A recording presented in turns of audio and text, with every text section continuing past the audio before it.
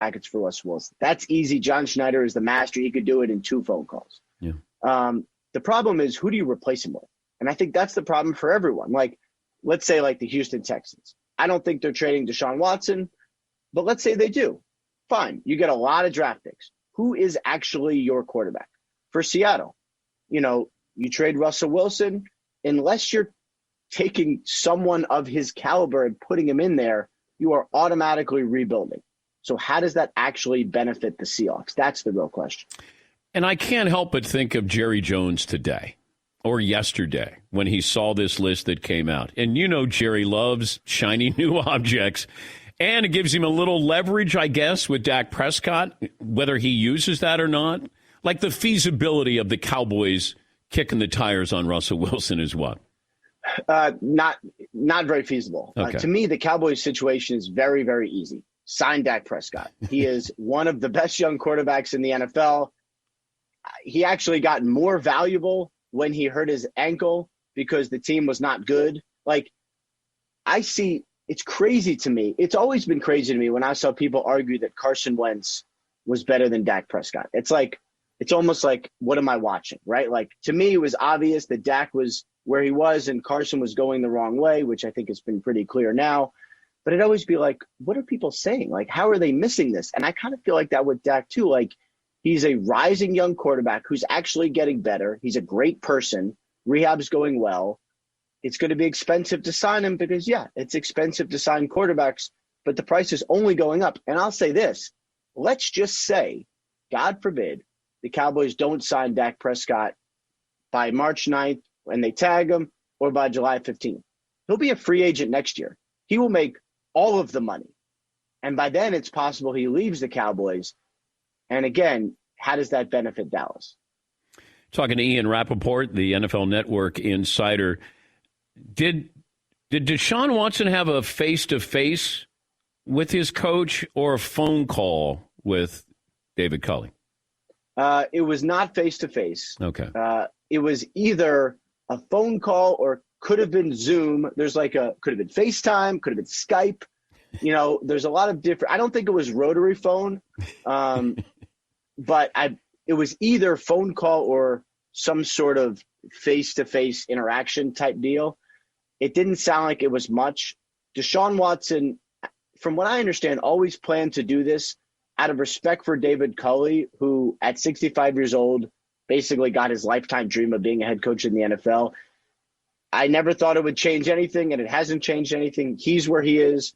The Texans are where they are. And if they trade him, which I got my doubts right now, it's not going to be anytime soon.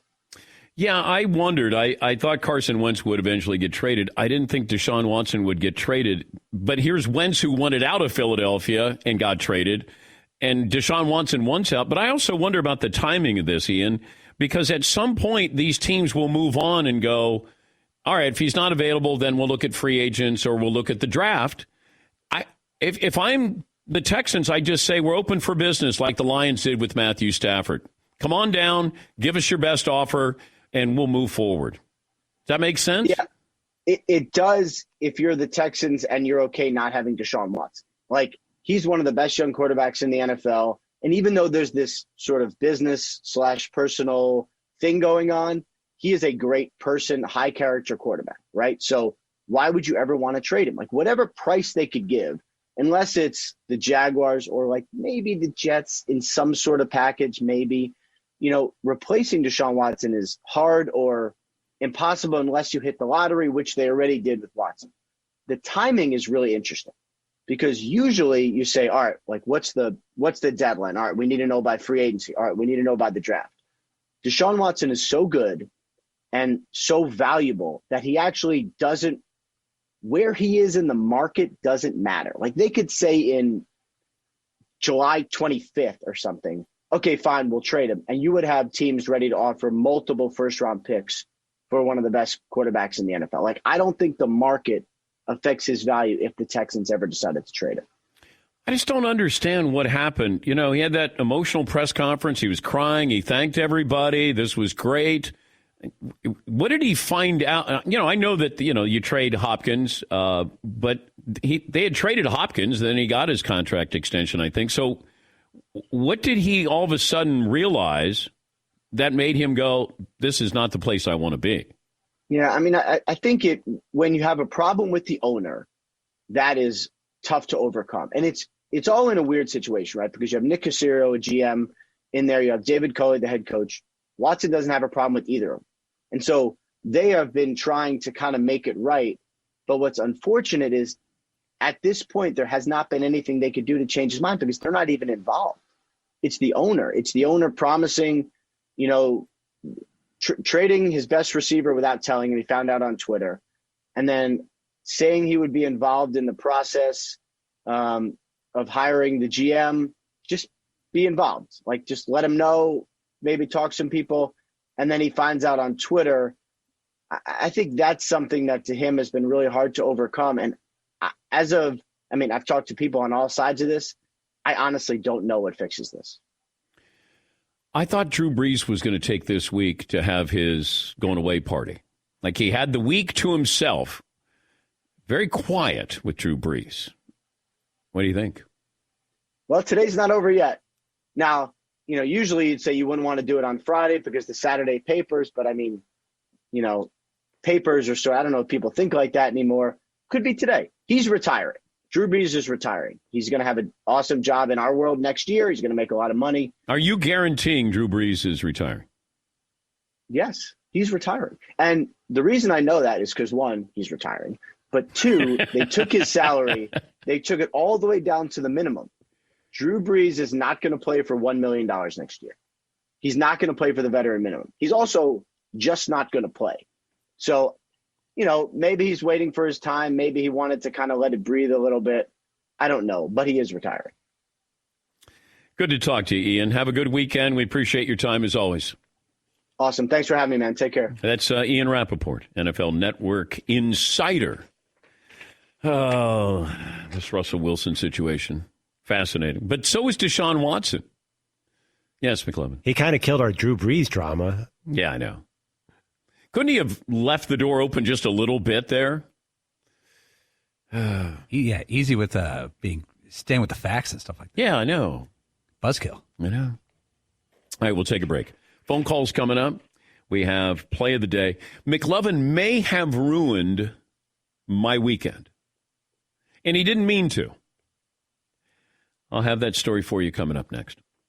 Thanks for listening to the Dan Patrick Show podcast. Be sure to catch us live every weekday morning, 9 until noon Eastern, 6 to 9 Pacific on Fox Sports Radio. And you can find us on the iHeartRadio app at FSR or stream us live on the Peacock app. 15 minutes could save you 15% or more. Is that Shakespeare? Nope, it's Geico. Yeah, that's Shakespeare from one of his unpublished works. Oh, it be not for awakening. Nay, giveth thou the berries.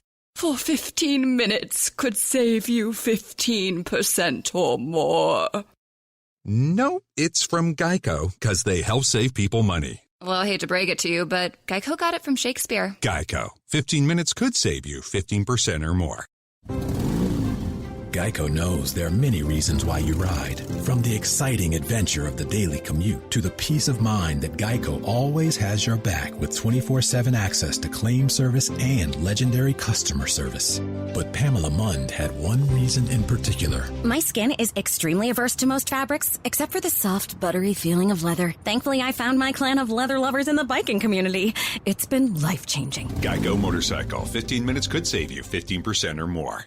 Oh, my God. The play of the day. Runner left side, got it! They're going to play it and play it. This is the play of the day.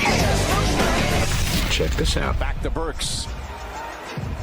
Burks steps back, corner three. Bang! Alec Burks again from downtown. 17 fourth quarter points, and it's 127-108. Courtesy of Madison Square Garden Network. Burks made 5 fourth-quarter three-pointers, tied for the most by a Knick in the fourth quarter of a game in the last 15 years. The other two players, J.R. Smith and Carmelo Anthony. Play of the day. Play of the day brought to you by M-Drive. Take the supplement I take every day. M-Drive, powerful ingredients backed by science. Help me get energized, stronger, leaner, Go to mdrivedan.com today. Free shipping and a 60-day money-back guarantee. Don't let age beat you. Refine your prime with mDrive. Speaking of that game with the Knicks and the Sacramento Kings, here is the Kings head coach, Luke Walton, after the game. I mean, look, I'm frustrated. We all should be frustrated. I don't know if I can say it's the most frustrated I've been. You know, there's things when we make the same. As a coach, there's only, you know, what you can do. You put a plan together and you work on things and you communicate those things. So, you know, the frustration comes out at times because you're not out there. You can't hit people. You can't run up and down and get it out. So, you know, look, I was frustrated tonight. Yeah, he slammed his clipboard. You give up 140 points to the Knicks. It's amazing watching the NBA now because it's like strikeouts in baseball are not an embarrassment for a hitter.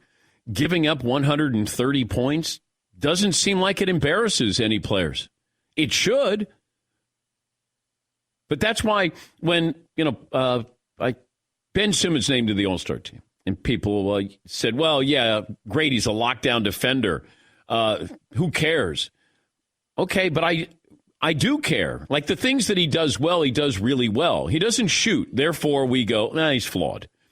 But last night, Ben Simmons shut down Luka Doncic, and they won the game.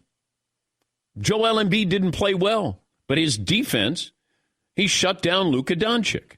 And I think sometimes we forget, we look at what you don't do, not what you do. And Ben Simmons, to me, is still a very good player, all-around player. And because he's a good defender, Rudy Gobert is named to the NBA, second team, first team. It feels like every year the last couple of years. Why? Because he plays defense. But with, Ben Simmons, nobody says, Rudy Gobert can't shoot. But Ben Simmons, because he's got an awkward shot or he's hesitant to shoot, we're going to use that against. That's a flaw with him. I was also watching Zion Williamson last night against the Bucks. Now, he had 34. The determination, a lot of times when you get your shot blocked, you kind of, it's embarrassing or you recoil a little bit or you don't want to put it back up again. Zion Williamson, it's almost like Moses Malone. Moses Malone did not jump high. Moses Malone was relentless on the boards. And Zion is shorter than Moses Malone by a couple inches. And Zion can jump. But Moses Malone was never deterred. If he got a shot block, he just got it, put it back again, put it back again. Always great offensive rebounder. Zion is like that. Zion doesn't stop. He knows going in, and his second jump is quicker than everybody else. You may block it, but he's going to be back up again before you know it. And you saw that last night. It was fun to see the Greek Freak and Zion down the stretch. Yeah, Paul. Zion, the past 10 games, is averaging 29 a game. He's averaging 26 on the season. Yeah. He's 20 years old. Yeah. He's nowhere near a finished product, but I love that he is not afraid to go inside. He attacks. He puts pressure on you. I always think that he should be shooting at least 10 free throws a game. And I don't know if that's because of his age that he's not getting those calls. I think that he thought that after the game last night. I think his coach, Stan Van Gundy, thought that as well. Quietly, in a professional way, they let the officials know that they weren't thrilled with that. But you have to earn your free throws, which I never understood. Like, I can't give it to a rookie or second-year guy. Once you get status, then I'm going to get, as if those players need to be gifted free throws. But Zion, not afraid. He attacks. And I love it. Yeah, McLevin. When you're playing pickup, did you guys do that where if you missed a shot or got your own rebound once or twice, it was called a Moses Malone? Growing up, I don't know if that was just a Philly thing. Like everybody says, how some guys, like you do it 3 times, that's always called a Moses. Is that, anyone heard of that? No, I think it's a Philly thing. Is there anybody better at that? Because I never went inside. Yeah, that's a thing. Yeah, so I would never go, hey, I'm going to have a putback here. Be like, no, I don't want to go inside. Bad things happen when you go inside. All right, McLevin, I know you didn't mean to ruin my weekend, and I hate lists. I had forgotten because we haven't done one since, what was the one that ruined your entire year? college player of all time, and people had Michael Jordan as the best college player of all time, which is